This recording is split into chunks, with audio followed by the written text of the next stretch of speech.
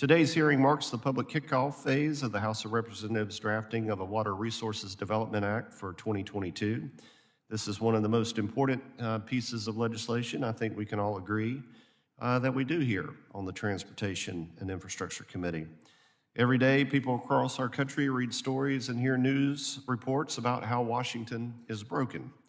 However, the WRDA process is something that works, and one of the reasons why I look forward to this new year. These have not only been consistent, but also bipartisan.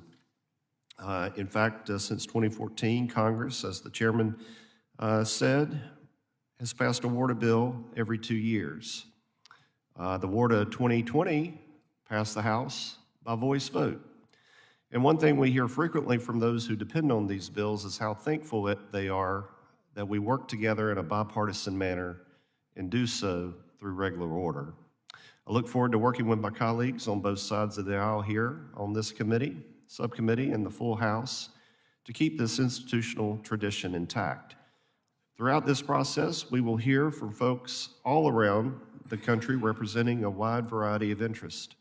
However, it makes sense to hear first from those who actually direct and do the work, the United States Army Corps of Engineers and the Office of the Assistant Secretary of the Army for Civil Works. There are several ways that the Corps and the Assistant Secretary helped Congress develop a water resources bill.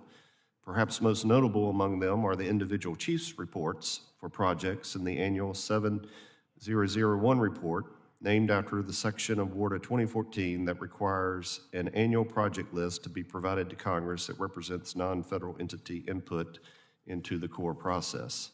Look forward to hearing from the Assistant Secretary and the Chief of Engineers on these reports, and I also look forward to discussing best moves forward with the 2022 WRDA. Again, thank you to our witnesses, and I yield back.